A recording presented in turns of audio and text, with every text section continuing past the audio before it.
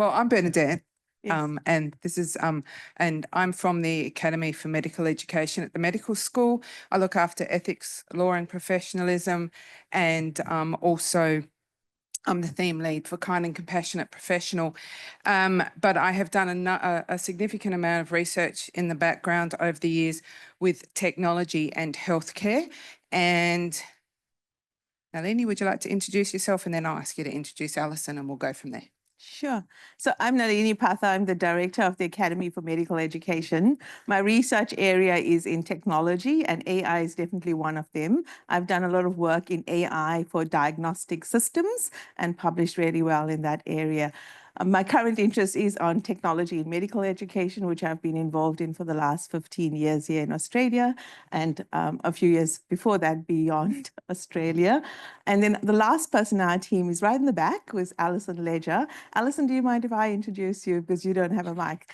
So Alison is our staff development lead in the Academy for Medical Education, and is really focused around two things. One is, how do we support our staff in transitioning into the new world, but also how do we support our students in that idea of dynamic learner, and how do they actually use AI and all kinds of tools in the future. So that's our interest, and really thinking about the future in this space. I'm going to kick off, and I'm obviously not Bernadette, but I'm going to give you a little bit of an intro, and then what we really want is discussion from you, because that's where the real learning is.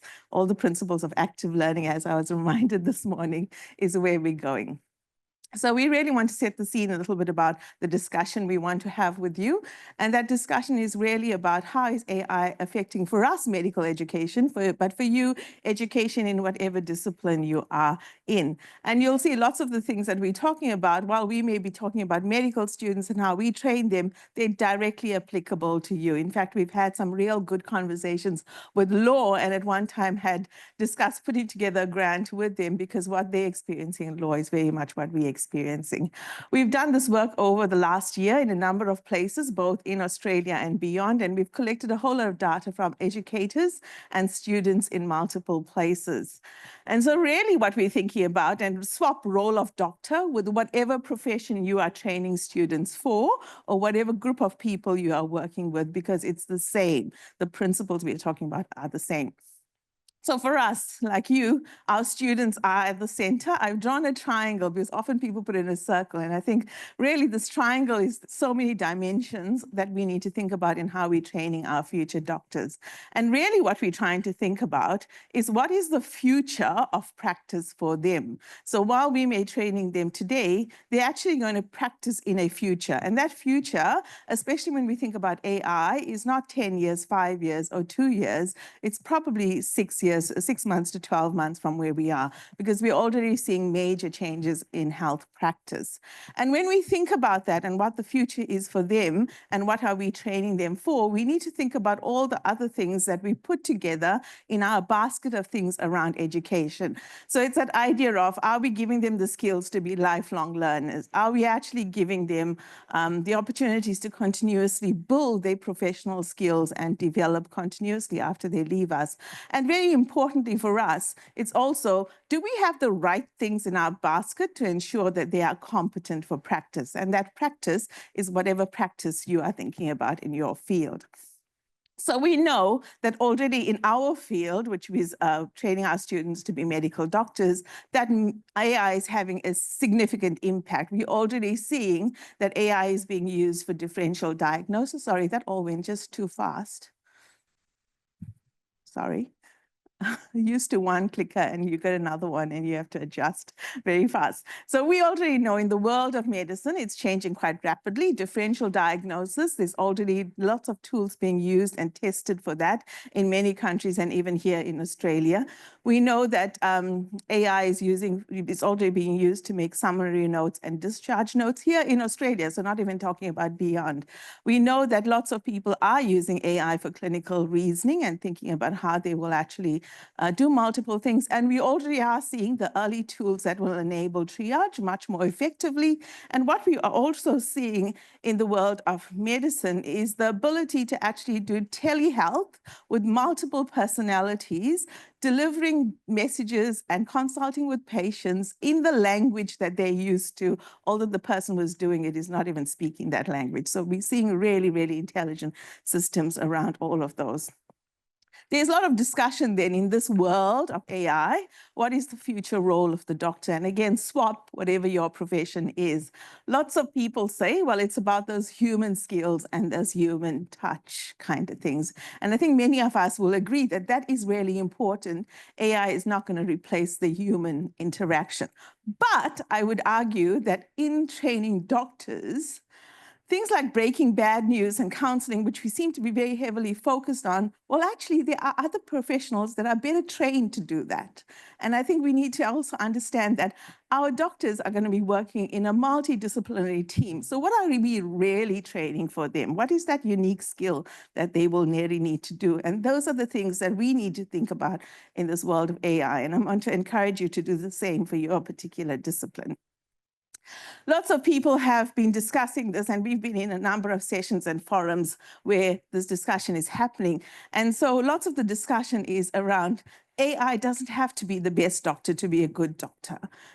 Not that it's going to be a doctor, it's going to be a part of the whole system. It really has to be better than the worst doctor we're graduating. And worst isn't bad in this circumstance, it's just that continuum. So who's in the bottom of our class list? And if we're graduating them, then AI needs to be better than them. And in fact, if it is as good as the average student, then it's as good as 50% of the doctors we are graduating. So that's also something to bear in mind. And these are the things that are actually the kind of principles we are having in the background when we're having this discussion in medical education about where this is going. So the other thing I want to say to you is, as we've been talking, and I'm sure you've been having this discussion about the future, we've really been talking about what is the AI-augmented doctor, because that's the doctor that we're going to see we're already beginning to see, but in 12 months to 2 years, that's going to be the standard. And what is the role of the doctor in this AI-augmented doctor world? So it's really about being a doctor and having an AI tool that you're training continuously and you're training to work with you. And eventually you're going to become a unit that is actually working together. And we talk about this idea in the AI world around collaborative knowledge. And this is really collaborative knowledge in practice. So the collaboration is between the AI and the person who was practicing as the doctor. And this is the collaborative knowledge that they bring into the pool. So we have to think about what is the role of the doctor in that. And then flipping over to all of us who are educators in the room, the other part that we have to think about, and it's not something new, way back in the 1980s when machine learning was being postulated, and in the early parts of it, we've been having this discussion about, well, if any teacher can be replaced by a machine, then they actually should be replaced by a machine. That doesn't mean that every teacher needs to be, but if you can, and what you're doing can be replaced by a machine, then it should. So then what is the role of the educator? And I would argue that the role of us as educators is really to stimulate our students, to get them to be interested in what we're teaching them, to get them to think beyond, to think about applications and all of those kind of things. And we know that the current abilities with AI isn't thinking in that creative space where it's creating new stuff. Yes, it's merging multiple things together, but it's not new in terms of creativity. And that's the part that we need to be thinking about. So the role of the teacher is really morphing, and we've seen that over COVID. We've become various things. We've become counselors, facilitators, handholders, all kinds of things. And so I think we are in a world where we're thinking about what is the educator of the future, and it's not what we've been last year or the previous year. It's all moving. And so in that world, I want to talk to you a little bit, and this is really just setting the scene, so not even getting into any details, about in the world of medical education, what are we using AI for? So AI is actually transitioning into a business as usual model in terms of how we're doing things. There's multiple things that it's being used for, generating MCQs and scenarios. In fact, the Medical Deans of Australia and New Zealand is a whole consortium who have started running workshops over the last year on how to use AI AI to generate MCQs, and even have done some really good work around the prompts that we can use. And we share that prompts around the country, so all of us are using the same kind of prompts. There's other bits of AI that we know is really effective, for example, assessment and providing feedback to students. And we really want to encourage our students to do that. There's other kinds of AI. Consensus AI was the first one that came about around creating systematic reviews and appraisal of literature. Now there's more robust ones that have come into scenes. And actually looking at what the law faculty is doing in that space is really good, because they have generated some really good AI tools around looking at literature and summarizing and getting some really good examples and case stories together. And there's a whole lot of other things that we can use AI for. And we also are working in the field where AI is being used to generate simulation experience of the students, which is very good. I think one of the things that we are encountering, and this may be surprising, is that we actually working out and working to a lag in the development. There are things that we want AI to do, and there's a lag in how fast it can be developed and accessed.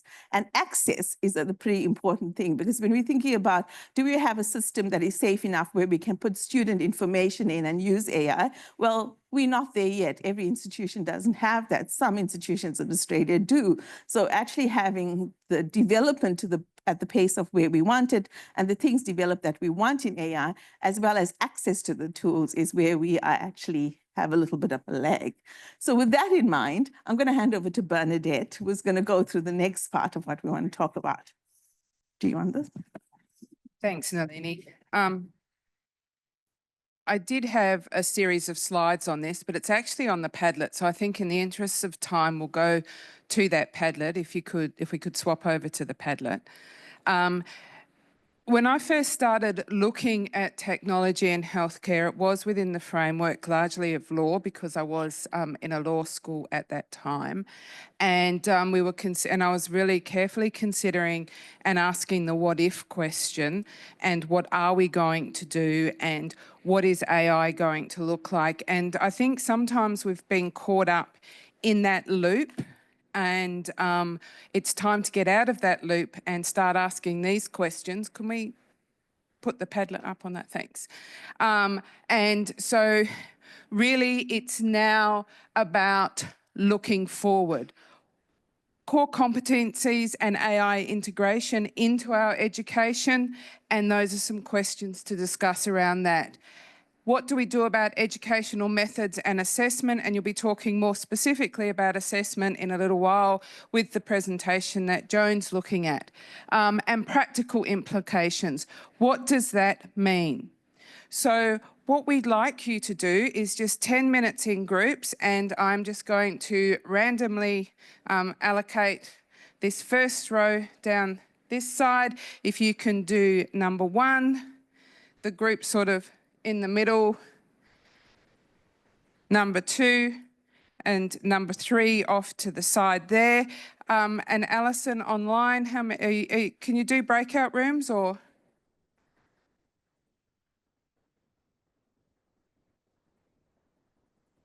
Yeah. Okay, and so those of you who are online, unfortunately, we can't do breakout rooms. So if you could just have a think about question 3, add your thoughts to that. And I also invite everybody here, as you're having your discussions, to add your thoughts. We'll go around and we'll ask for just one statement from each table in 10 minutes, because we're going to run out of time otherwise. It's a very quick discussion, but we'd really like you to start actively thinking. We've gone past the what if.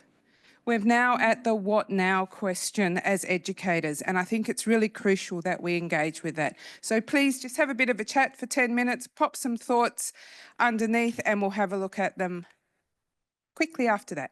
Thank you.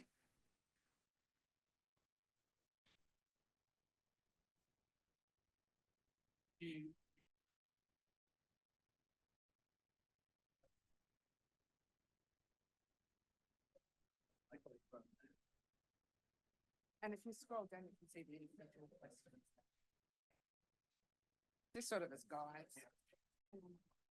Sorry. Who will I hand that to next? Effectively, but you'll be able to. That's all right. Thank you.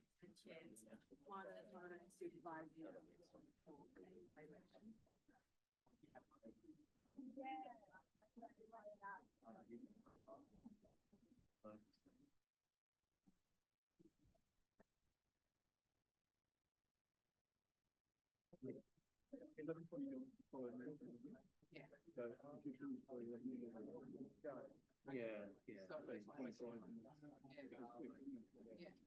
that's right. So what I'll do then.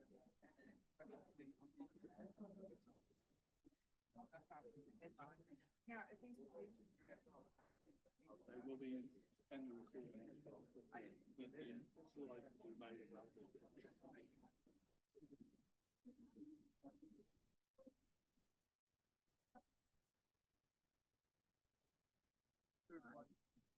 I can get the QR code. Sure. Oh, I don't have to slide that. Hang on, I know what I'll do. I think.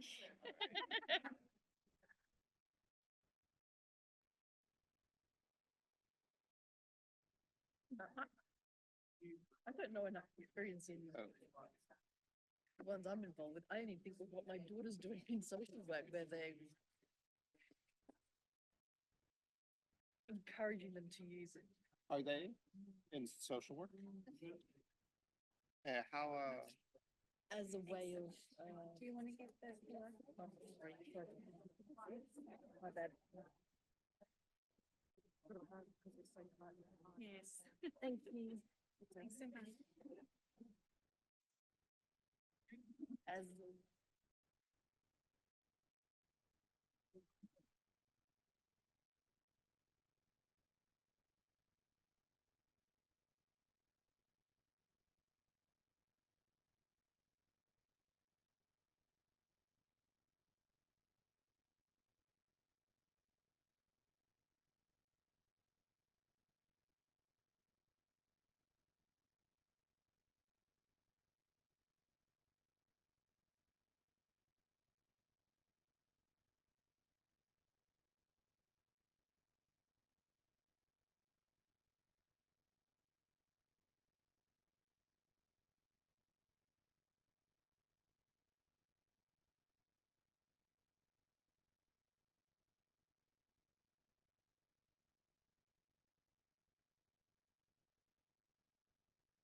So I'm going to have to call you back together in about 3 minutes. If some of you could quickly put down some headline points. I know this is very quick, but that would be fabulous.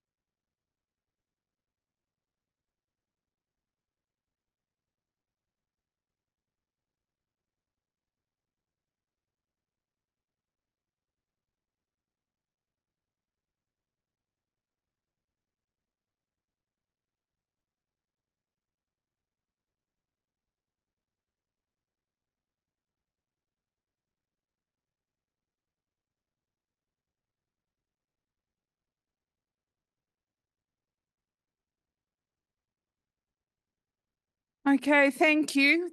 I know that was a very, very brief conversation, but I'd just like to go through and see if we've got some headline points from, first of all, that's our 5-minute warning. So first of all, from that question 1 about core competencies and AI integration. Anyone like to share their thoughts? And if you're online, please feel free to drop it in the chat.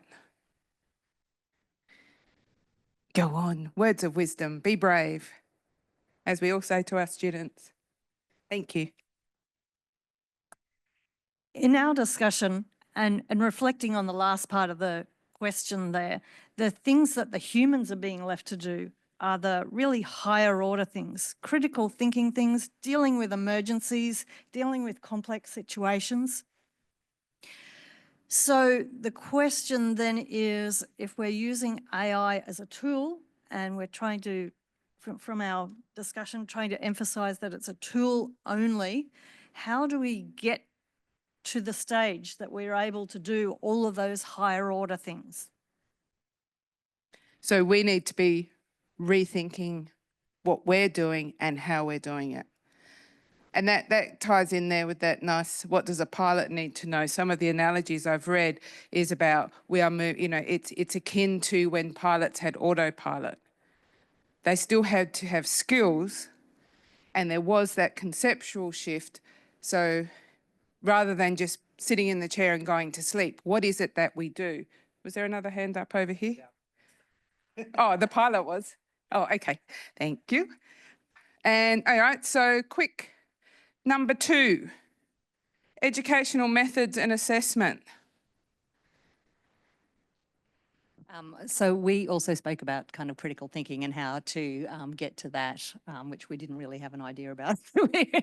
we were talking about it anyway. And then also the importance of making assessment pieces fairly authentic for them putting together their AI and their own critical thinking and their thoughts, but making them authentic to what they're actually going to be doing in their careers or future studies and so forth. Because that's one thing as well, is that AI is driven by humans, is used by humans. It's a tool. And so we just need to learn what are those skills and how we can help our students achieve that. Any other points on number 2?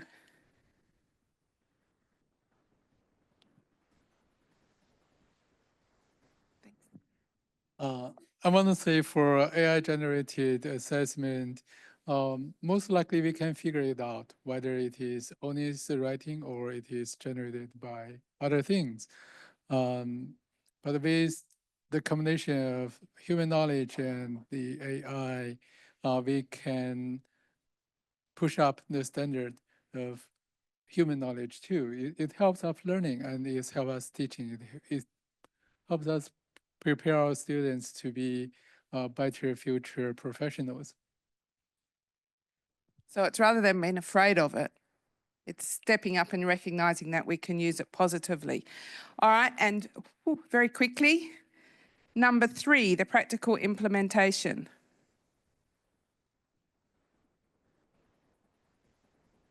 Thoughts?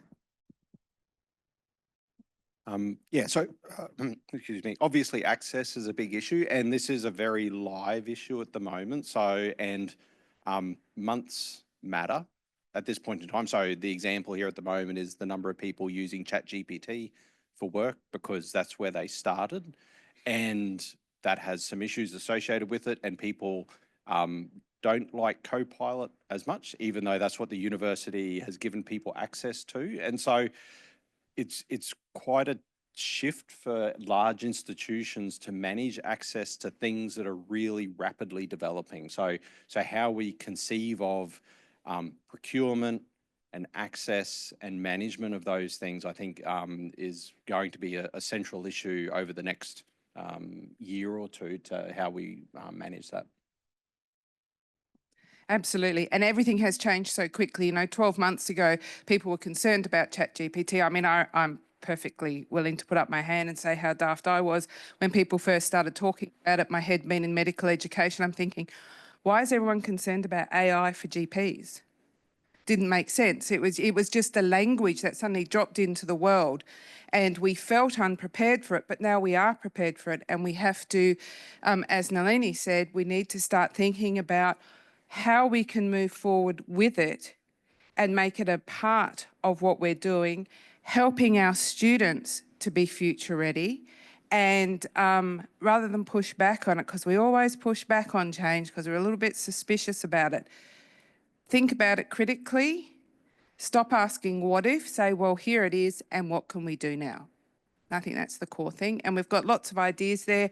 All of this material and the recording will be available. So hopefully this has started a conversation that you can continue. We would have loved to have had a longer conversation with you all, but it was just a taster today. So thank you all very much.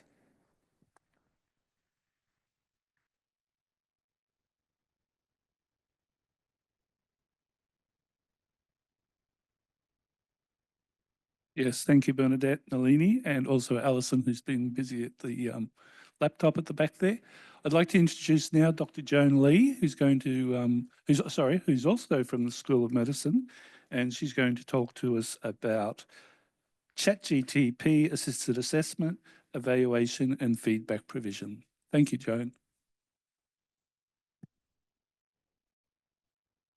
Can you hear me all right? Yeah? I just hold it to them. No, that's okay. Yep. Yeah. Thanks, Peter. Just before I get started, I really want to thank Italy for this opportunity to present. As you can see, for a technology that develops in such fast speed, the only way to do any work, in my opinion, in this space is actually collaboration. So I'm here actually presenting on behalf of this team, which listed here. So I will be presenting sort of a two-part. The first part is really a research project we started beginning of last year that just recently been published, and build on that strong foundation, we expanded to the project to including all 6 UQ faculties actually lucky enough to be funded by the Teaching Innovation Grant. So I really appreciated the previous presenter to set the scene for AI in education. So that saved me a lot of introductions, and I go straight to the nitty-gritty details. This talk is going to focus on AI in assessment, but it's slightly different. It's not about AI in assessment or how to maintain the integrity of the assessment, but it's rather looking at AI, how it can be utilized by the academics, all the students from education and teaching and learning perspective. And the team decided to have that title, deliberately artificial integrity and academic intelligence, to spark any debate or discussion. So to get started, anyone marking written assessment here? Yep. Marking large cohort beyond 100, 200 students? Of course, I got 10 I need to finish by Friday. So anyone marking large cohort written assessment, whether it's 300 words or to 2,000 words, you will understand the challenges that exist with marking written assessment manually. Of course, we don't mark in papers, we mark on computer, but the challenges are nevertheless the same. Resources, we're constantly restrained by resources, time, budget, and then the objectivity, consistent fairness. Doesn't matter how much marker training you provide, every marker come in with their own experience, interpretation of the rubric, the guidelines, and not to mention their own personal experience and interpretations. So it's almost impossible to achieve absolutely consistent and fairness. But as the presenter mentioned, we have this powerful tool, artificial intelligence, which is extremely powerful to generate a textual response in response to prompts. But can it mark written assessment if we prompt it properly? So we started this project with 2 very simple questions. can ChatGPT mark and written assessment consistently against a predefined rubric? If it can it mark it accurately that comparable to the human equivalent? So we started with two simple assessments. We took one reflective essay from School of Public Health. We took one coding assessment from School of Computer Science. So we got the task description. We have the marking rubric. Both have to be significantly modified for the ChatGPT to understand it. Then for each assessment, we create 3 different qualities to represent poor quality, moderate quality, and good quality. So I want to specify all these assessments are specifically created for the research project. They do not represent student authentic work. So there's no privacy or security issues. And we develop 5 prompts for each of the assessment. Then we upload the task description, marking rubric, assessment, and the prompts into ChatGPT. Then we ask ChatGPT to mark it, as well as provide textual justifications for the marking. So let's have a look at the result. So here we're looking at the reflective essay first. So as you can see, there's poor, moderate, good quality. And the first thing you probably appreciate is ChatGPT definitely can distinguish the quality of the assessment. And with the increase of the quality, ChatGPT consistency and accuracy improve compared particularly with the poor quality, which is probably similar to human marker. When we see a good quality assessment, we know it's good. But when it's poor quality, you kind of debating, is it really poor? How poor is it? And you also appreciate this, sorry?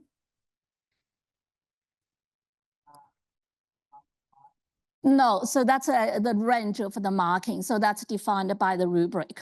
So this assessment, the full marking is, I think it's a 16. If you get a full mark, it's a 16, yes. And each of so the human marking represents 3 independent marking by 3 individual academic, but then the ChatGPT represents 100 data points. So for each prompt, we test each assessment 20 times. So this is the collective data set. So as you can see, the consistency and the accuracy is pretty good for these types of assessment. What about the coding assessment? So this is coding. The first thing you will notice is there's a huge variabilities in the marking with the coding assessment that does improve as the quality of the assessment improve. So this is relatively consistent with the reflective essay. With the increase of the quality of the assessment, the consistency and accuracy increase. And if you put them side by side, this is what you see. So reflective essay, relatively consistent, accurate. Coding definitely have a much bigger problems or challenge, particularly for the poor quality, and it does improve. What I did not show you is this is a collective data of 100 data point. If you run it 5 times versus you run it 20 times, your consistency and accuracy definitely increase.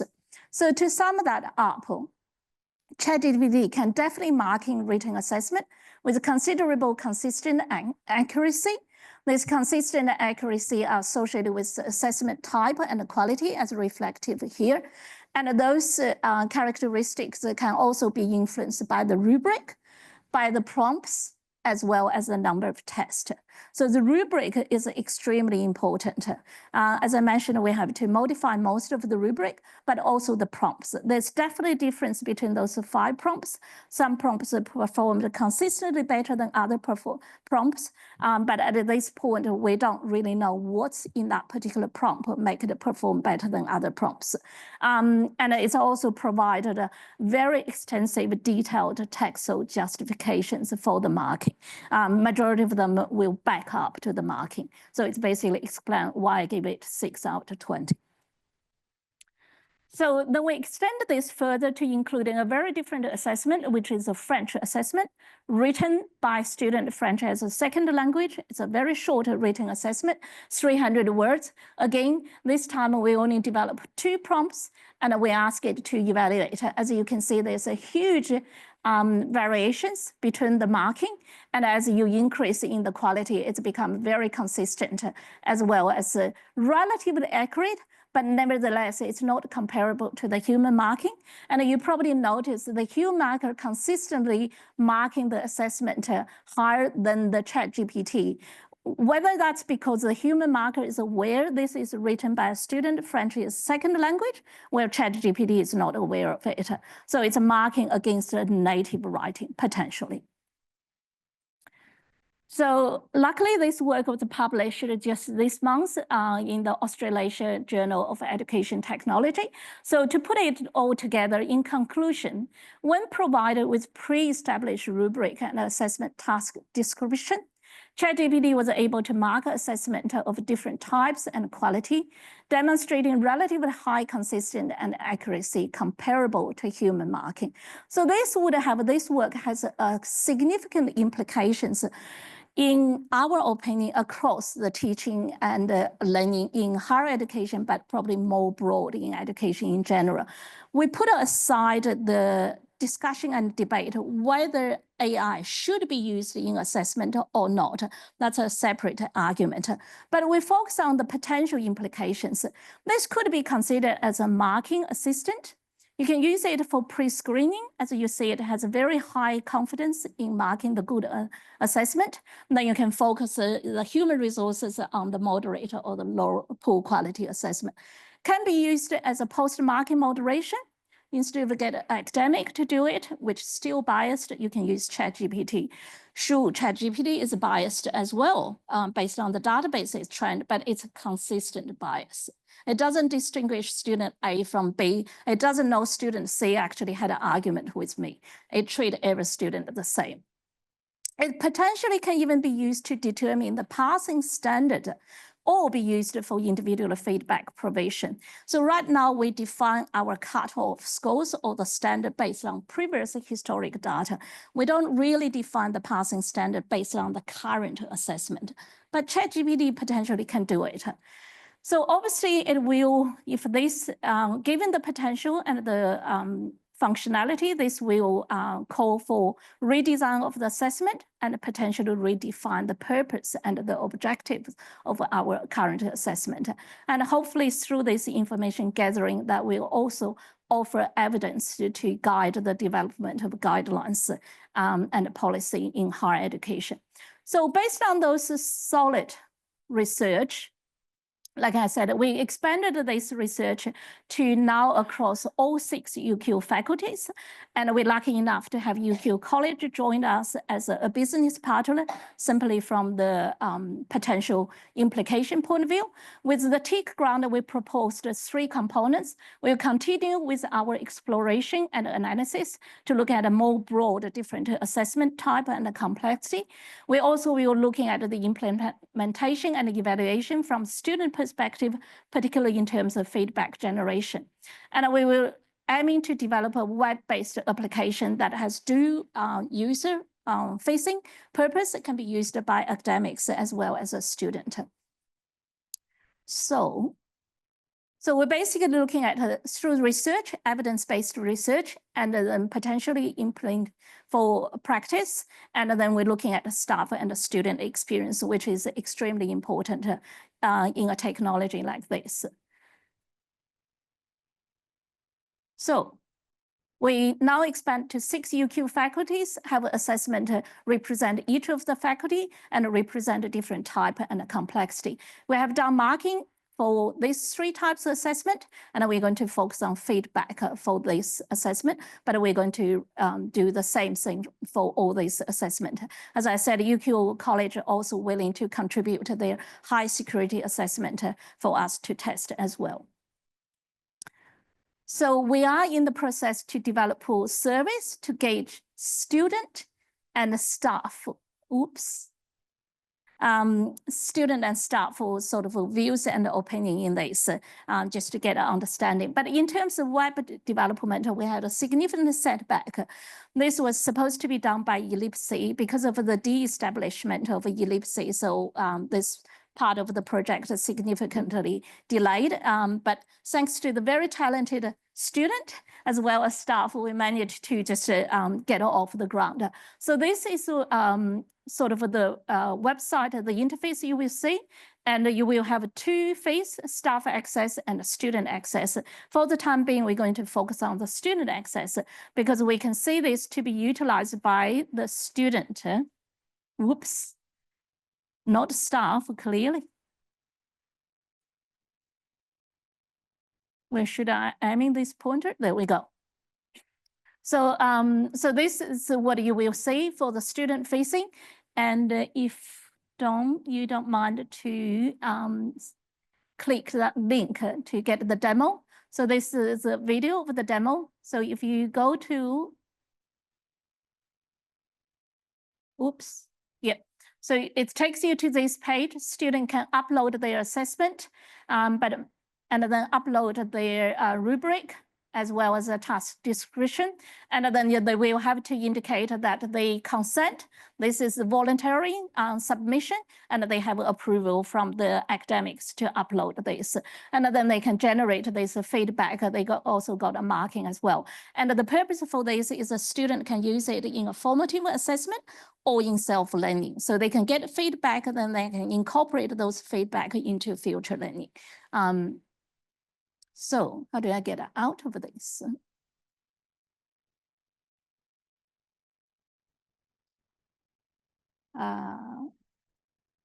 Will you be able to help me get out of this, Tom? Thank you. It's finished. That's pretty much the last slides. So as I said, whether the future of education is a collaboration with the AI robot or not, my personal experience firmly believe any research or in this space requires a multidisciplinary collaboration. You can see this represent the TIC team, and we also have the advisory team, just make sure the research aligns with UQ policy and the practice and the priorities moving forward. So thank you very much.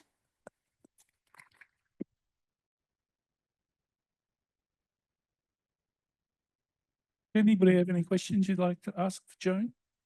Got a little bit of time up her sleeve.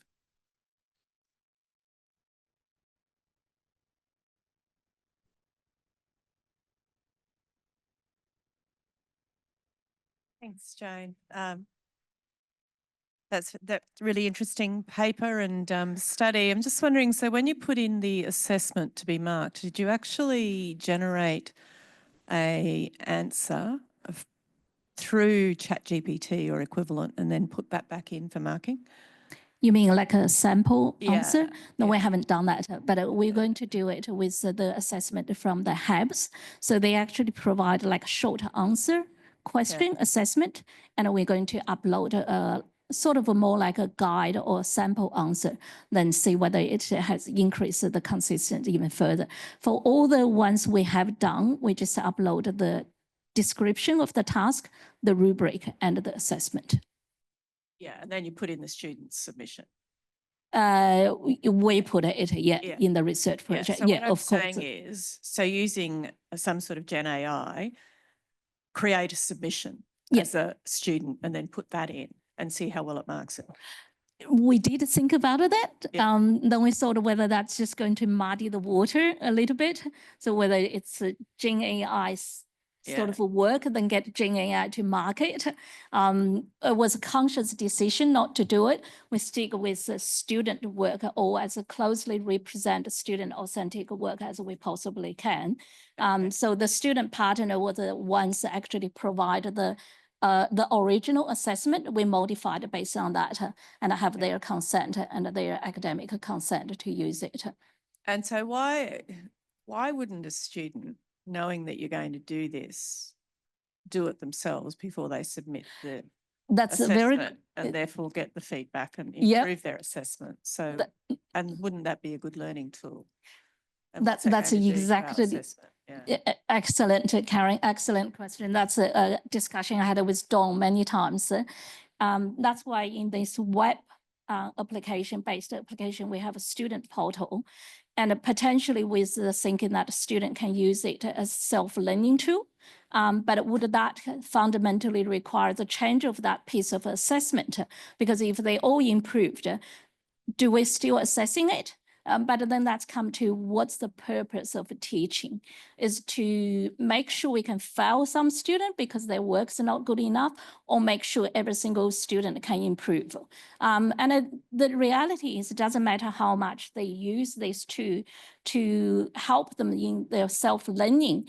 I think there's still going to be a separation between the good student and the student that not particularly strong, especially as a previous presenter marked, it's a highlight of the core skills, which is critical thinking.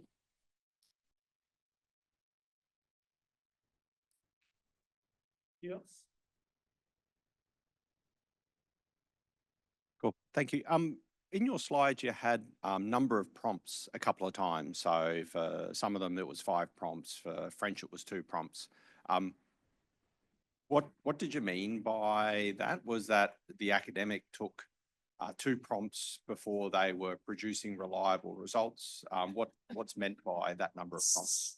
Yeah, so that's an indication of a different prompts. So for the early assessment, we actually developed 5 different prompts with subtle difference between each prompts. You're right, we didn't know which prompt would perform better. So we actually tested all of them. Every single prompt get tested 20 times. As I mentioned, you can definitely see the difference between some prompts versus others. With that experience, when we get to the French essay, we decided to just use 2 prompts, but those prompts actually require significant work to develop it. We initially took the similar approach, just use a very straightforward prompt. It did not really work. So we have to really work on the prompt, and that's also seems to be the case with the increase of the complexity of the assessment. There's a lot of skills and art goes into the prompt development, and that's is going to be a focus area for us as well. Well, and so the results you showed was like, so for one where you said there were 5 prompts, the results you showed were the result of the best of the 5? No, it's a combination of all of them. Of all I 5. do have the performance of every individual prompts and run it 5 times, 20 times. I didn't include in those raw data. Last time when I including it, it took too long to explain it. But if you're interested, more than happy to show you. Then you can see some prompt, whether you run it 5 times or 20 times, they consistently perform better. Yeah. Time for one more.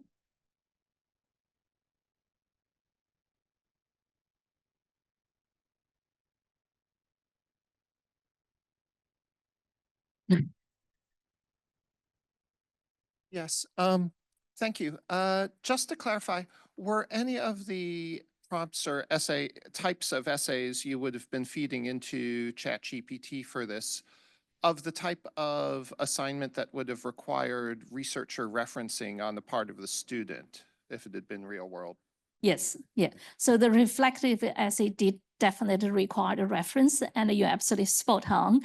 We left the reference part out of the marking because we know ChatGPT can't. Yeah, yeah. Thank you, Peter.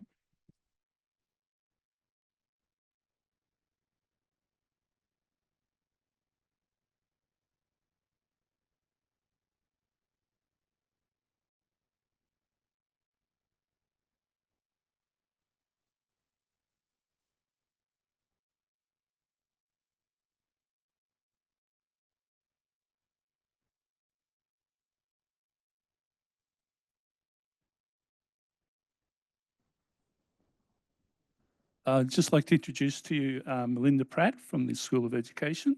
And Melinda's going to talk about the generative connections, the human side of technology, and slanted questions and conceptual answers. Thank you, Melinda.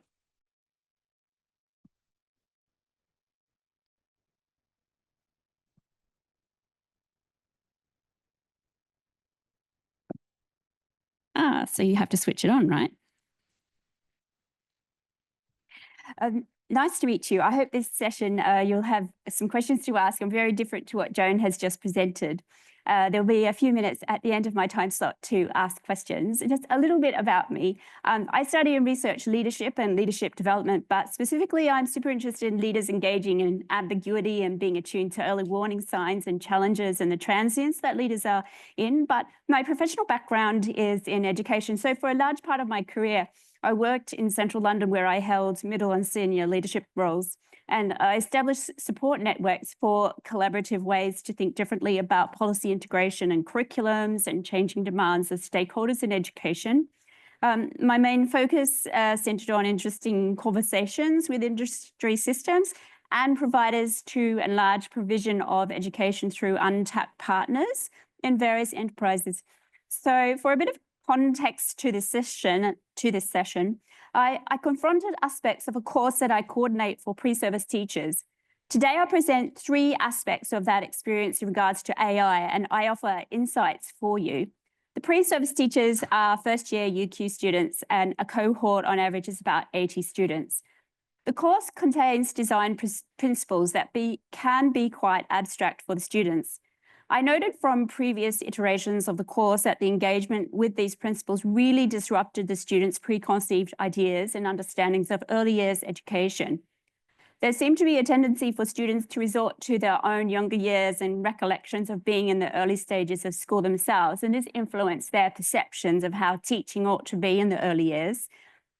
Despite the fact that we know more ways for success in the development of young children than ever more than before. And the readings in the course aligned with the emerging research and content in the course each year adapted to this new research. The course is grounded in Reggio Emilia philosophy and underpins these principles that originate from an international centre for the defence and promotion of children's rights and potentials through research and experimentation. So the teachers and students are positioned as researchers who experiment in the everyday with real life phenomena to question and develop knowledge together in co-creation.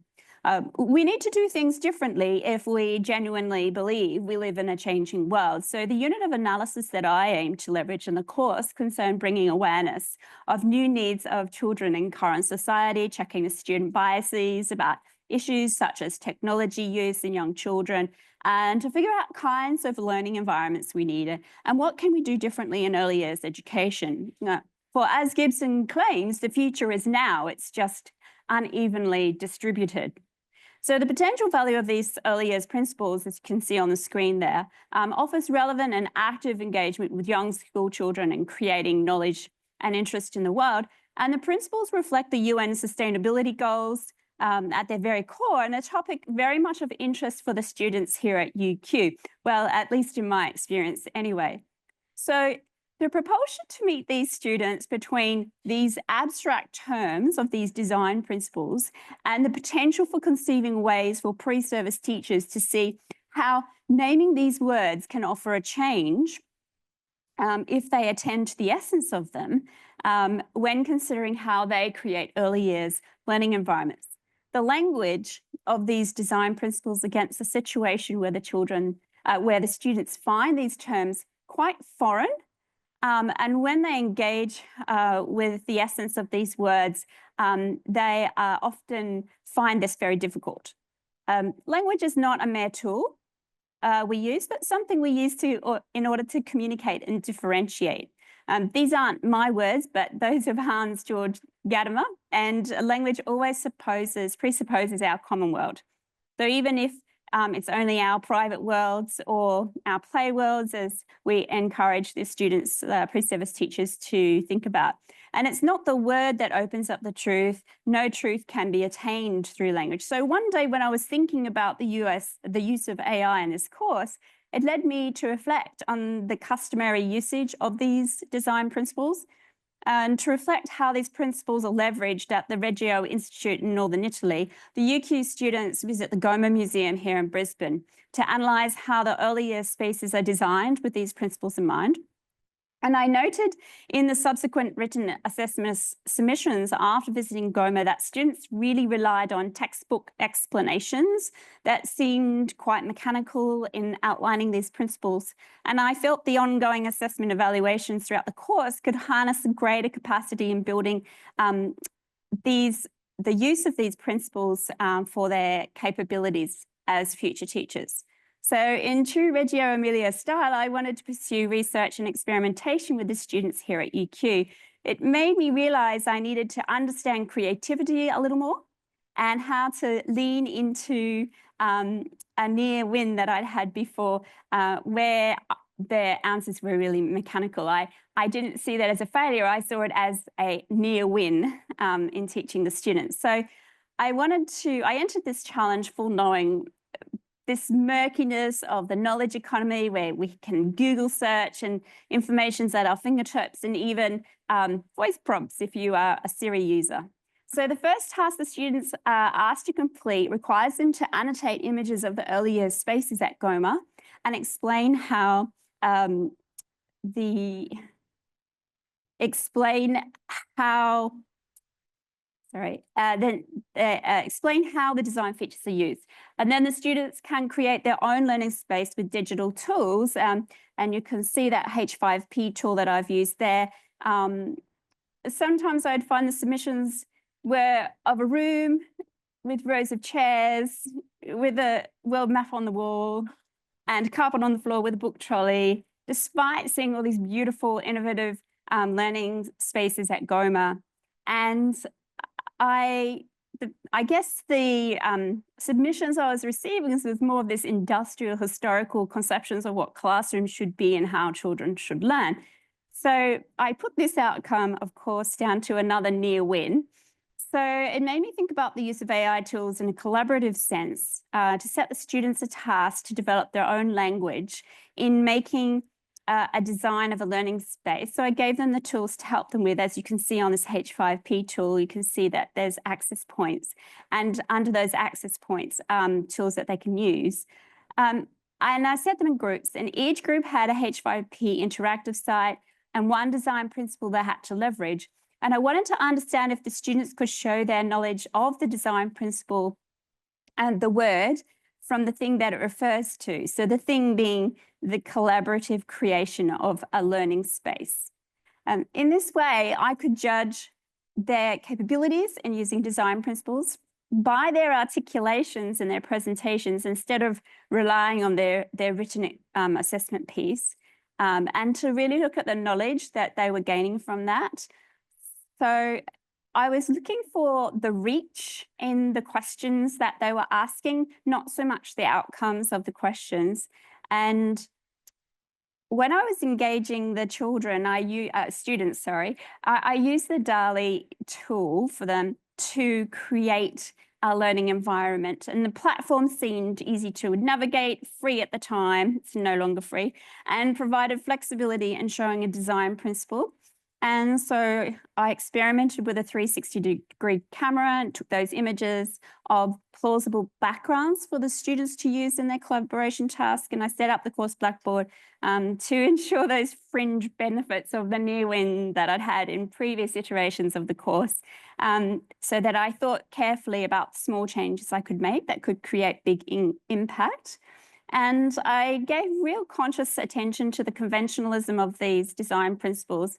And we can't arbitrarily change the meaning of the words used to encapsulate these design principles, but how we connect these words together can generally change the situation and how they're used. So I came to understand if there's to be language at the center of adopting an AI tool, I needed to find ways for our students to be creative and increase the capability of applying the design terms in their collaboration tasks.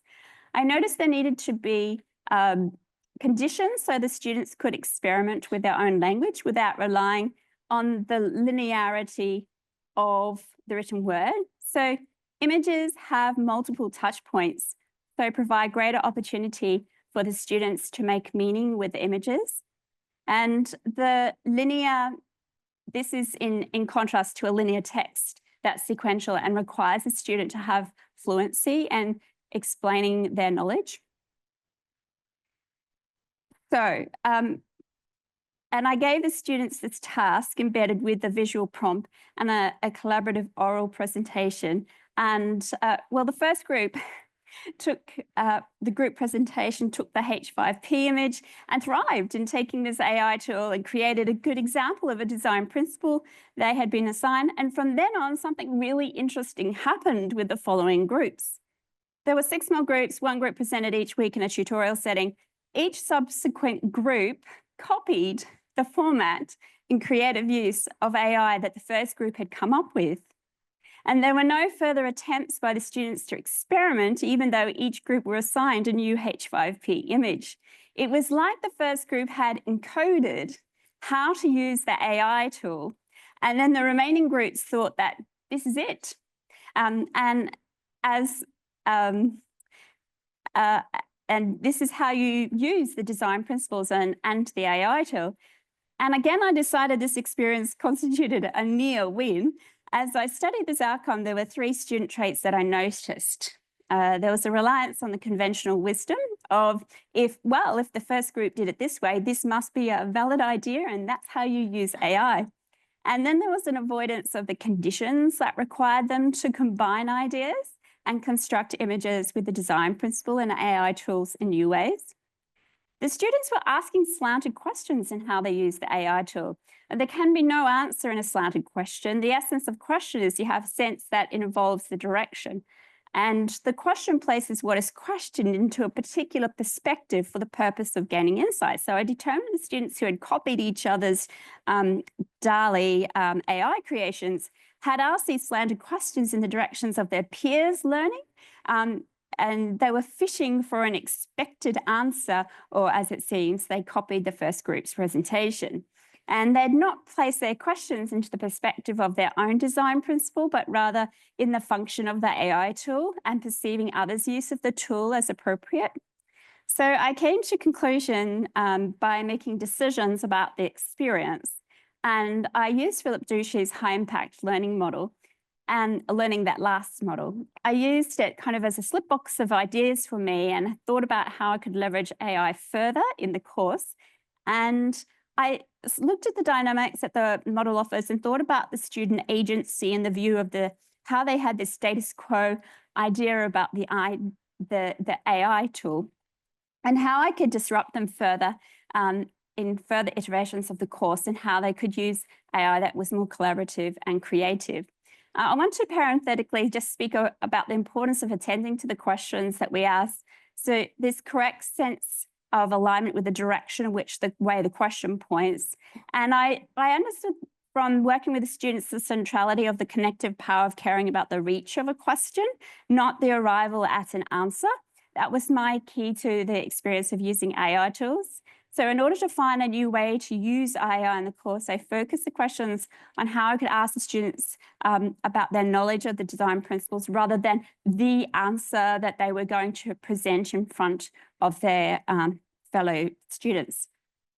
And I kind of wanted to sort of have this ongoing series of ways to find a new playbook for students to use language in showing their knowledge and understanding in a course with the AI tool. So I wanted then to look at the essential relation between the questions they were being asked and the potential knowledge that they were gaining. So if we think of knowledge always meaning precisely considering the opposites, this is what I had envisaged for the task. And the students were asked to consider the opposite of design principles. So instead of requiring a yes, no answer of AIs like this or being like this and their assessment responses, in the further iterations of this course, my goal remained on using this visual AI tool to support multiple touch points for the students to make meaning rather than focusing on written text where they'd have to articulate their understanding of the design principles in more precise ways. So it gave them a little bit of freedom and flexibility to experiment more with the AI tool. And so in the session, as you can see on the pictures here, I used the Adobe AI tool last semester, and I focused on the activation cues that would keep the students moving through the learning process and to nurture their experimentation whilst taking risks. And I focused on harnessing the questions and the potential knowledge that arose from these design principles. And you can see them working with the tool here. I asked the students to question their own story as future educators and what messaging they would make in creating this early years learning environment. So I wanted them to develop their own plot line and language in how they use the design principle. And I assigned them into small groups And during the flow of the session, I kept alert to their responses. And as I saw the students using the AI tool, and if they engaged with it in a novel way, I had them plug their device into the main screen to share, and I had them explain what they made and how it links to the design principles. At first, the students were more attentive to plugging in their device and seeing it on the lecture screen in front of their peers. But as we went along, and as more students shared their devices, I noticed the increasing generative connections between the student language and their creativity, and how their ideas became more creative, and they used their own plot line or their own words in explaining the design principles.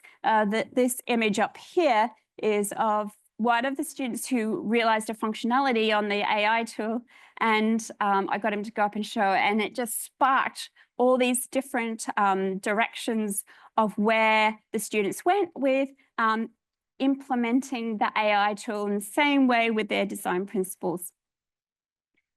And I could see that as the students were coming up and using the AI tool and plugging their laptops into the main screen, they were relying on more of their own language, and they were using more of their own words. And by the end of the session, I could feel this tangible shift in how they experimented beyond their own plot lines that they were establishing. And if we look back at the Hill model, what I ended up seeing is that they really were tapping into this urgency of the problem, and they were of course, the learner agency was really coming to the fore, but also the collaboration was, they unconsciously were collaborating without me having to say, now let's get in groups and let's do this. And it was pretty amazing to see what kinds of designs they were coming up with in this quite natural environment. And I saw myself more as the role of a coach, because what I was doing in a session was staying really alert to what was happening, and I was kind of jumping in at that time and in a coaching way to support them.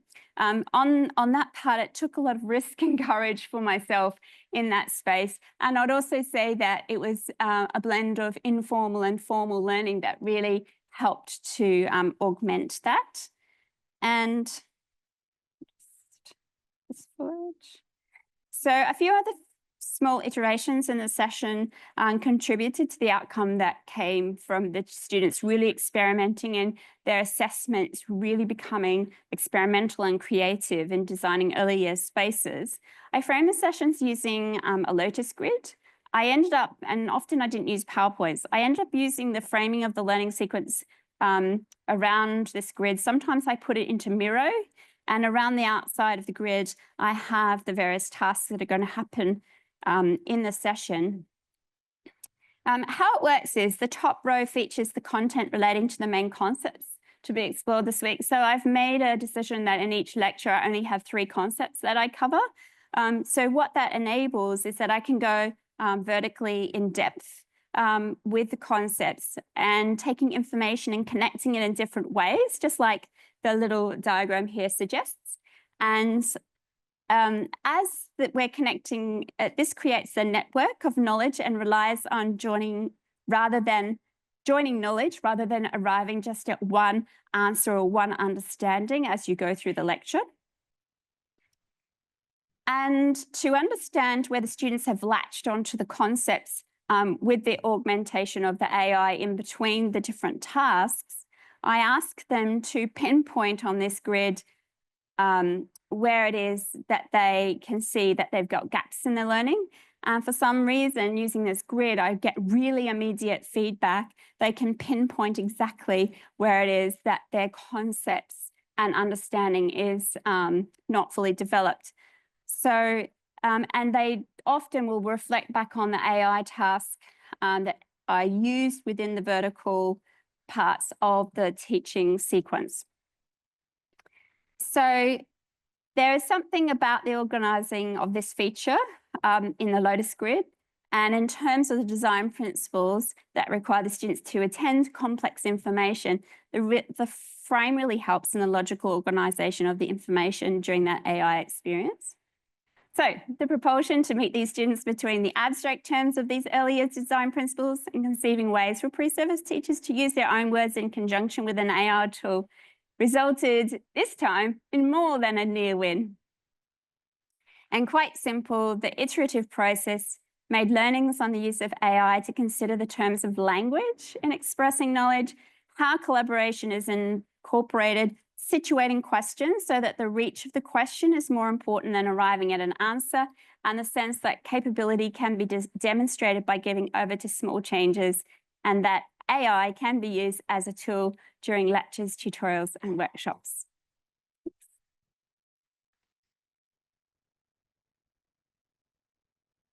Thank you, Melinda. I'm sure you can count that one as a win. We've got a moment for a couple of questions, if anybody'd like to jump in.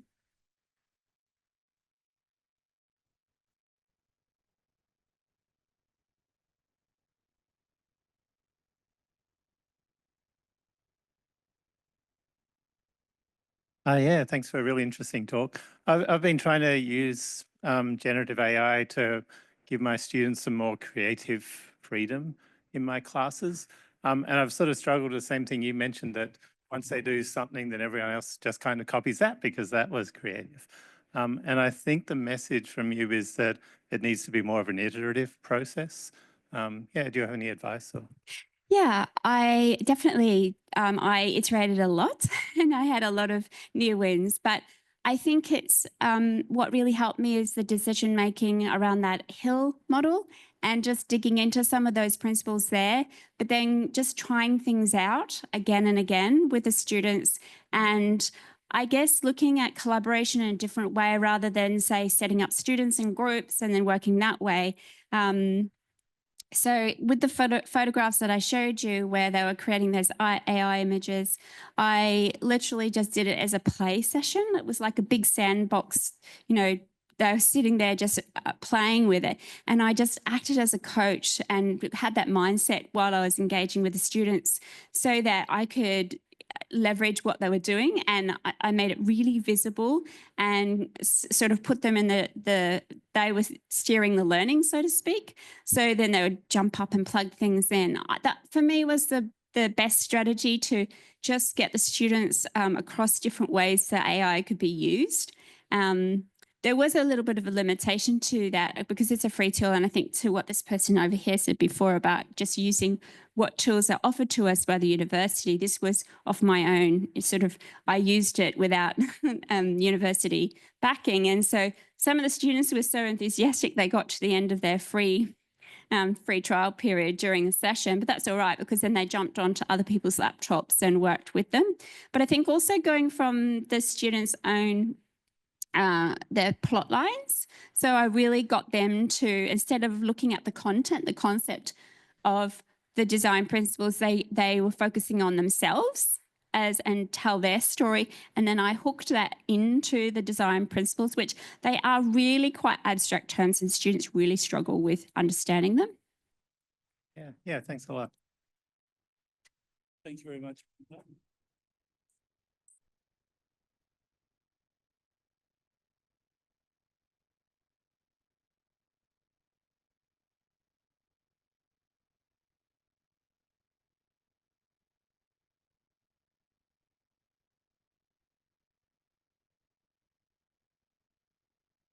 Of our presentations is from Associate Professor Hassan Khosravi, and he's going to share what is some of his work that he's been doing with his award-winning Ripple scheme. Thanks. Thank you. Thank you everyone for staying for the final session, staying between you guys and lunch. I'll try to keep it brief and to the point. I'm going to be talking about elevating learning through student AI co-creation of educational resources. I'll start with a little bit talking about the tool that we've used in terms of doing this, but then I'll also spend some time looking at the data and the analytics that we've looked at. A lot of the work that have come out of the literature recently has looked at student perceptions of, what they think about AI. We've tried to dig a little bit deeper to actually look at the data in terms of how they're interacting with AI and can we make sense of that. We know what good teaching and learning looks like. We want students to be active, deeply engaged, critical thinking, higher order learning in terms of how they engage with the content. We want learning to be socialized, get students connected with one another, and we want it to be personalized, tailoring to the needs of each individual student. Unfortunately, often, as it comes to be the case that when we teach larger classes, teaching and taking approaches that makes teaching active, social, and personalized becomes a challenge. This is my own class, teaching a first-year introductory course here in engineering. And often what happens is that learning becomes passive, students become passive recipients of that knowledge, very little connection between them, and you teach to the middle of the class rather than have any tailoring in your teaching. That was what we tried to sort of address as developing a tool. We thought about how we can support active, social, and personalized learning at scale. How can we optimally use educators' time to facilitate that in large classes? And increasingly, as AI is becoming more predominant, we're thinking of how can we maximize some of AI's potential while realizing there's actual concerns and harms on how we can minimize some of those aspects. So the platform that we've developed essentially has 3 interconnected learning activities. The first part is creation, where we partner with students to create educational content. The second part is where that resources and that content is going to be reviewed. And then the third part is where we make recommendations, and we have adaptive engine that is going to be recommending resources to each student. On that create side, co-creation has seen a lot of work from the literature and the evidence about the benefits of co-creation. There are evidence that it enhances the 4 C's of creativity, critical thinking, collaboration, communication, and learning. It empowers students' partnerships for them to be active agents of change in their courses rather than being passive recipients of knowledge. And it supports resource development, that essentially we get together and we develop these large repository of resources that all the students could benefit from. There are some reservations. Skill gaps perhaps is the main one. Are students actually well trained to be creating these content, and how can we provide them with the training needed to do so? Inconsistency of quality related to that. That means that often you get some resources that are co-created with students that are amazing, even better than what our instructors create, while a lot of them are actually quite poor in content. And finally, incentivizing challenge is also challenging. It takes a lot of time to create good content. And how do we actually incentivize that? And how do we bring it and connect that activities to the core content of the course or assessment is also a bit of challenge that we need to think about. In terms of Ripple, creation would be of bite-sized learning resources. If you're familiar with H5P, many of the resource types that you get in H5P is also what we use. Students' absolute favorite is to create multiple choice questions. It's the one that they really understand well and they love doing. But depending on the discipline, we also have flashcards, short answers. Hotspots are quite hot in medicine. Worked examples in STEM, some science and engineering courses. There's a lot of sort of step-by-step questions that worked examples that students look at. In terms of the platform, this is the interface for creating an MCQ, for example. Students will write the question, the add-on options. And since last year, we added this AI feedback, this real-time immediate feedback that you get from generative AI. We've done, so to create essentially the feedback, you see that there's 5 pages of prompting that goes underneath in terms of us trying to get it to provide good feedback. But it has 3 main parts. It starts by providing a summary of what AI thinks this resource is about. It then talks about some of the positive aspects of this resource and things that it thinks is good about it. And then it has some considerations in terms of how it can be improved. Now, having used this for the last year, we just got thinking, how helpful is this? You know, are students actually finding this helpful? What do they do with this feedback? Once we give it to them, do they actually go back and make any changes? And essentially, what type of feedback is it providing? What sort of tips and recommendations is it providing? So I'll come back to this in a second to talk about this AI-assisted co-creation and actually what that looks like. But before that, the second part of the platform is a moderation platform. Given that students create content as experts in training rather than experts, we think that some of those resources could be incorrect or ineffective. So the peer review process will get students to review the work of their peers. And essentially here, they'll look at the resources being created by their students, by their peers. They'll have some criteria that they'll use to identify how effective it is. And then they provide some comments and feedback. Here we use OpenAI's GPT to provide them feedback on their feedback. Given that students may not necessarily all have the feedback literacy to be providing good feedback, we give them a little bit of tips and nudges in terms of how to provide good feedback. And a lot of what we use there is just essentially feedback literacy dimensions or frameworks. We want it to be constructive, we want it to be actionable, we want it to be detailed, we want them to explain it well. And essentially, the prompts that comes and the response from AI is just trying to help them to provide better feedback to their peers.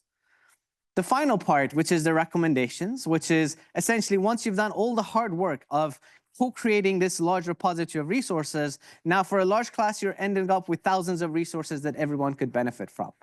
Here's where we use recommendations, where the tool is going to infer the ability of the student across the different topics of the course. The topics are defined by the instructing team, and then the platform is essentially going to infer how well students know each of these topics. They're going to get harder questions on topics that they've already demonstrated mastery, and they're going to get easier questions on topics they're still developing mastery, with some space practice developed into it so that they don't forget anything over time. In terms of adoption and recognition, it has now been used in over 250 course offerings here at UQ, with over 60,000 students that have created over 300,000 resources that everybody could benefit from. It does sit with a lot of the research that I do, so we've had a lot of peer-reviewed research articles that come out of this. And in 2024 and 2025, we've been partnering with UniQuest to see if there's a commercialization pathway to take it outside of UQ. Before I get back to looking at the sort of AI feedback and how we make sense of that, a question that we often get from instructors that are going to take it on is, how do I actually embed this in my course? What is an actual effective way to take this into a course? So we found 3 ways that's pretty effective in terms of taking it. One is a recurring assessment, sort of like a weekly activity where students are going to be tasked with creating, evaluating, or recommending resources. And many courses sort of just bounce between these. So for module 1, in week 2, you create, then you moderate, then you do recommendations or personalized practice, then you move back to creating in module 2 the week after that. For courses that already have a recurring assessment in their course, a second option is essentially embedding it into existing assignments that you might have in your course. For example, if your course has 3 assignments, then you can have 3 sort of rounds of Ripple that's embedded in those 2 assignments. And the final one is just as a tutorial activity. If you have a tutorial activity that you want to engage students in actually some thinking, some content creation, you can essentially use it formatively as part of a tutorial activity there. This notion of AI-assisted co-creation and looking at how actually we can get feedback from AI, bring it back to the students, and then use that as feedback for them to create better resources, AI-assisted co-creation, is the part that we're fundamentally interested in looking at more closely. So here we get the AI feedback, and then we were like, what's going to happen after here? So we had 3 main research questions. What type of feedback does AI provide students here?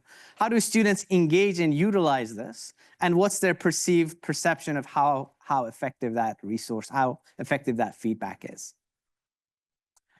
In terms of the first one, we analyze the AI feedback that we get based on over 1,000 instances there on different aspects of, is the feedback given back by AI? Is it based on, and this is just MCQ questions that we've looked at. Is it based on MCQ design? You know, the feedback could be that your options are, you know, too obvious. Maybe change option C to be something else. Is it disciplinary content? Is it saying that actually, you know, you're doing a mathematical question and it's actually incorrect? Or a lot of them were around clarity and writing. So these were the 3 main types of feedback that those AI prompts were providing, either in terms of better MCQ design, the disciplinary content, how it can be improved, and clarity of writing in terms of how that could be improved. And as you can see, this overlaps in some of those. So some of the tips had a combination of, they were about an MCQ design, but also had notions in terms of how the writing could also be improved at the same time.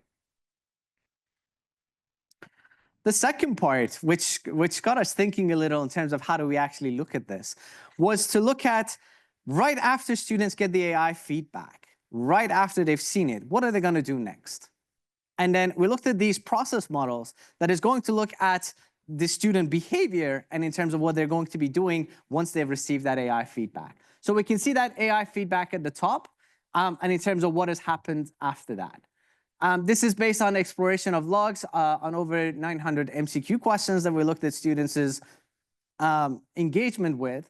And we can see that 35% of the students utilize the feedback to revise some part of their question. They either went back and changed the stem of the question, they changed the distractors, the options, or the details associated with it. 8% of the students went to self-assess themselves first. It is a required mandatory step in the process of submitting. But after they did the self-assessment and they had seen the AI feedback, then they went back and made some changes in terms of the content and they'd written. And 57% of students simply ignored it. They said, yep, and then they just submitted. And one of the considerations for many of the tools that we've got is, how do we actually bring back the UI design? How do we think about the steps that students are required to do so that we can further engage them with feedback rather than necessarily just seeing it and not necessarily taking it on and moving over. The final part, we looked at student perceptions of that AI feedback, and we looked at, did they feel like it was beneficial? Did they think it was any good to them?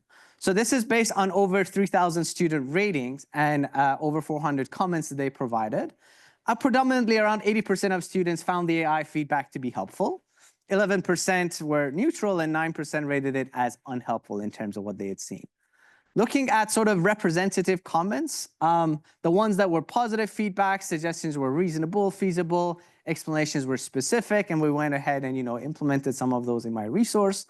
The neutral feedback ones were actually the one I really, really liked because they're the ones that were a little bit more judgmental and selective. Like point A and B didn't really make sense, but I really liked this other point C, and I thought this was good, and I kind of added that into my resource.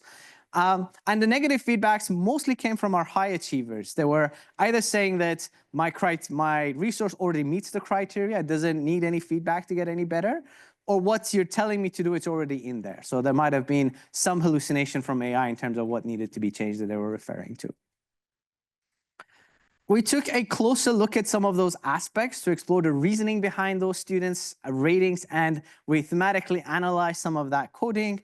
In terms of the positive responses, a lot of them were sort of generic, this is fantastic, this is valuable, this is great, without really the students getting into details of what aspect of it was that they really benefited from. There were 49 instances noting that the feedback helped them improve specific part of the resource. I went back and changed the STEM. That helped me change option C of my resource. My steps in my learning resource got improved by that. And 16 instances mentioned that it enhanced the clarity of their writing. So some aspect that changed the writing for them to be better. In terms of the negative responses, 31 instances reported that it was just inaccurate, so hallucinations that might have come. And again, these are really good to see by students because they're using their evaluative judgment to actually judge, how good this is and take it on board as needed. The AI feedback they get, it's clearly signed as AI feedback and clearly signed as this could be incorrect and use your own judgment. So it's just good to see students actually using their own judgment there. 26 instances of feedback asking for a change that's already in the resource that they have. 16 instances just disagreeing with the feedback, saying, I don't think that's a good change. And 11 instances found the feedback to be unclear, not knowing what they need to be doing. Some of those aspects we took back. Now, in comparison to positive responses, there were less negative feedback, but I think there were critical ones for us to think about in terms of two aspects that we really needed to think about. How can we go back and change the prompt so that some of this doesn't happen as often? And perhaps a reason or the notion that we need to personalize the prompts a little for high achievers versus low achievers, such that the prompts are more detail-oriented or more focused, for those high achievers that look at specific content, whereas they're more sort of overall looking at more generic feedback that we can give to some of the questions that were just not clear from the STEM. Another similar research we looked at that is recently, we just published a preprint of it, was to look at emotionally enriched feedback. We were thinking of, we have this baseline as the feedback that we're providing. What would happen if we try to elevate that feedback with praises, with visualizations in terms of emojis, and what that would look like for students. So we conducted an A/B test where some of the students were getting the neutrally toned feedback, the version B you can see there, and some students were getting the version A, the emotionally enhanced, the enthusiastic and colorful version of, you're doing great, but here's how you can do better. Any thoughts on the findings? What should we think would have happened? We actually weren't quite sure how to hypothesize. Yeah. They liked version A. They did like version A better. So we looked at 4 things. We looked at engagement with feedback. We looked at their perception of how good it is. We looked at their anger, emotions, and how it embeds in their emotions. And we looked at outcomes. Did it actually make the resources any better or not? So we found that incorporating those elements into it positively influenced students' perceptions of how good the feedback was.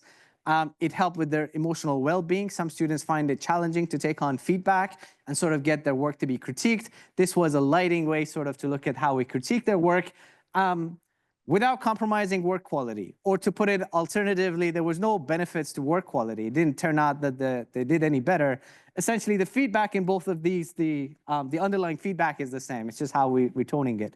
So no improvement to quality, but they thought it was better, and it was helping them to emotionally better regulate themselves. This was randomly across all class. But that would be a good sort of addition to look at how various achieving classes might differ in terms of how they respond to these.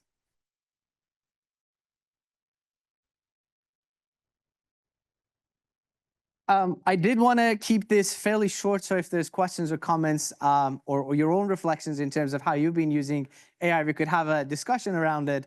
But to conclude, we know that active, social, and personalized learning approaches enhance student learning, but they're often hard to do at scale. At Ripple, we believe that students have the potential to create impactful waves in the ocean of knowledge. We empower them to be co-creators of content and sort of take that on board.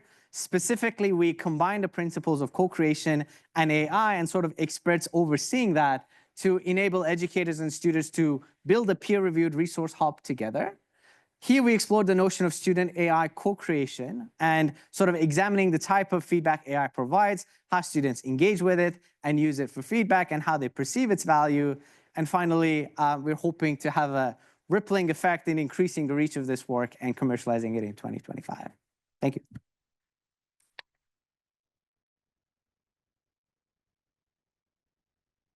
Thank you, Hassan. And we do have time for questions. If anybody would like to. Yes, Joan, start with you.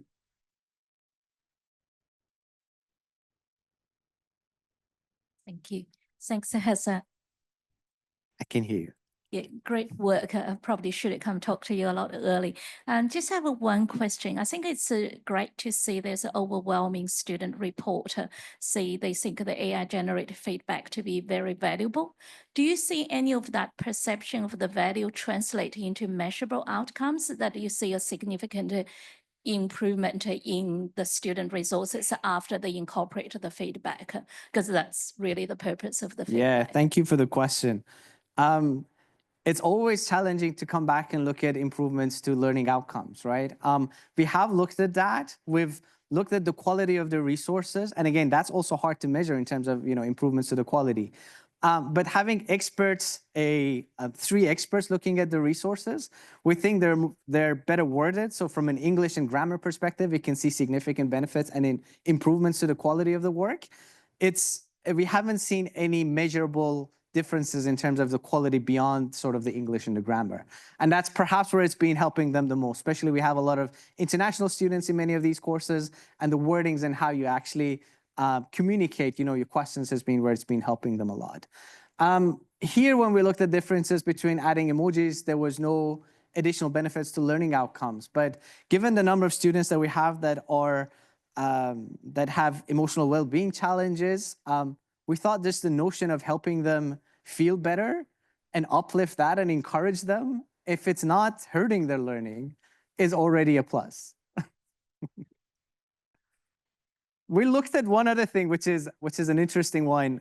It wasn't part of our research questions to report back on, but uptake of feedback, another way that we looked at it was how long they were reading the feedback for. Right? And actually, in the version that was emotionally enhanced, they spent less time reading it. Some of our hypotheses and assumptions were like, they just thought it's good and they don't need to do much work. So there is that worry that, if it's too positively positioned, that they're kind of like, yeah, I nailed it. I don't need to actually read this. So there was that we need to think about how do you balance, that benefit way of providing feedback, but making sure students still actually take it on board? Great question. Thank you. I love your work, as you know, so it's really good to see you Thank you. present this. I have a comment and then a question. Please. So the comment is really in some work that I did in a previous institution with some academics who were getting really bad student feedback.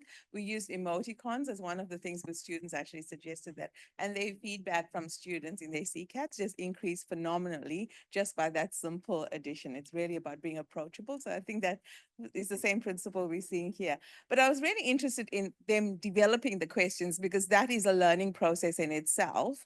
And whether there was any opportunity to see whether the students were developing questions on concepts that were considered troublesome or threshold concepts, because that is probably where students are less discerning of what those things are. And I don't know whether there's a way to do that or whether you've already looked at that. I appreciate the question. So we've looked extensively at the coverage that we get from a course, what kind of resources students create. And in terms of crowdsourcing content creation, you don't need all of it to be great. For large classes, you need 10% of the resources to be high quality for everybody to benefit from that. Many students do tend to go towards easier questions, memorizing questions. But a lot of the students that were asking us, I don't know what to create content on. We asked them to go to the discussion forum, find something that someone has a misunderstanding on. That's a great resource to create. If there's a question that someone says, I don't understand X, why don't you create a resource that addresses that misunderstanding or misconception? And that seemed to resonate with a lot of students. Then they had a purpose in terms of what kind of resources they were creating, which I thought worked well in that content. The other thing we do is essentially based on how we connect it to assessment, we get them to create different topics throughout the semester so that they're not just creating things on earlier part of the course, and during each assessment, they're creating learning resources for that specific topic. So some aspects to help, but I think it is something where training students to actually be good content creators and actually believe that this is good for their learning is part of the journey. Same with students as partners. It's part of the journey to get buying from students that this is good learning. Hi there, Hassan. I've got the mic, same table. As we approach the end of the session, I'm thinking about how we can kind of connect the various presentations. And I was actually wondering whether the questions you asked as your research questions might be really good questions to build into an assessment task, to be assessing students' ability to collaborate with AI and to be critiquing the output. Those questions around critiquing the quality of the feedback come through AI. How could you use this? Those sorts of questions. I could see that as being really valuable. Absolutely. Yeah. We've embedded, to your point, we've added a new resource type to Ripple, which is AI prompt reflection. The resource asks students to come up with a challenging problem in the course, in the discipline. So they write the problem statement. Then they write a prompt to solve that with AI. Then they bring the AI response and they copy paste that in. And then there's a critical reflection they do at the end. Is the AI response accurate? Is it considering various correct answers? Is there any bias in any way? And sort of developing that AI literacy into the development of the resource, even if they're co-creating with AI to get them to do that critical thinking. We've used it to create 2,000 resources, and we haven't analyzed that data yet to see what sort of critiques students actually come up with. But absolutely, I agree. Thanks, Hassan. We've got time for one last question if anybody's got something pressing. No? Okay, sounds like you've addressed all the concerns. Thank you so much. Thank you, Hassan. And I'd like to thank all of our presenters for coming along today and preparing their presentations and sharing them with everybody. And thank you too as our visitors to the room to make sure you can learn something from their presenters. I just let you know that following this presentation, there is one called Navigating Teaching as a Research-Focused Academic. So if you are already signed up for that, it starts in about 10 minutes. If you're not signed up but you'd like to attend, you can just see the staff at the front desk. Thank you very much, everybody. Have a great day.